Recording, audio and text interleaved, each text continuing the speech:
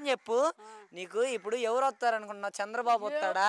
నేను చెప్పేదేను ఎవరేం చెప్పం, రెండు ఎద్దులు కలపడతాయి, ఏది పారిపోతే ఎద్దులు నిలబడద్దు అంతే. అంటే ఇప్పుడు జగన్ ఓడిపోతాడని నువ్వు ఒప్పుకుంటున్నావు? నేను ఒప్పుకోను. ఒప్పుకుంటున్నావు ఇప్పుడు అదే చదువుతున్నావు? ఒప్పుకోను. ఏం చేస్తావు ఒప్పుకోక?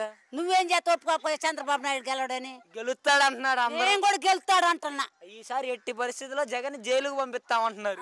పంపిస్తే వాడిని కూడా పంపిస్తారు, చంద్రబాబును కూడా పంపిస్తారు. కాదు అసలుకి జగన్ ఈ పథకాలు ఇవ్వడం వల్ల ఉపయోగం ఏంటంటావు అసలు? ఎందుకంటే లేబర్ని మొత్తాన్ని బతికిస్తాడు. కాదు మరి పథకాలు నేను కూడా ఇస్తా అంటున్నాడు చంద్రబాబు నాయుడు. ఆడియడు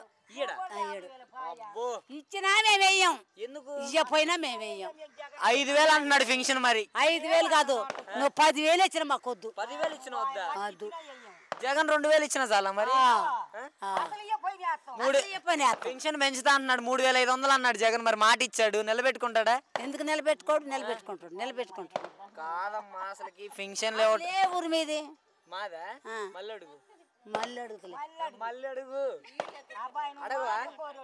కాదు ఫైనల్ గా ఇది చూడు, మరి కాసు మహేష్ రెడ్డి గెలుస్తాడు ఇక్కడ ఎమ్మెల్యే. ఎవడు గెలుతాడని ముందు ఎవడు చెప్పలేము. మరి జగన్ ఓడిపోతాడు అట్టయితే? జగన్ ఓడిపోతాడు, చంద్రబాబు నాయుడు కూడా ఓడిపోతాడు. అదేంది మరి? నువ్వు ఒప్పుకో, ఎవరు గెలుస్తారో నువ్వు ఒప్పుకో, ఎవరు గెలుతారని నాకు తెలియదు. మరి నాకు కూడా తెలియదు. అంటే జగన్ ఓడిపోతాడు? ఓడిపోడు. ఓడిపోతాడు. చంద్రబాబే ఓడిపోతాడు. చంద్రబాబు ఓడిపోతాడు.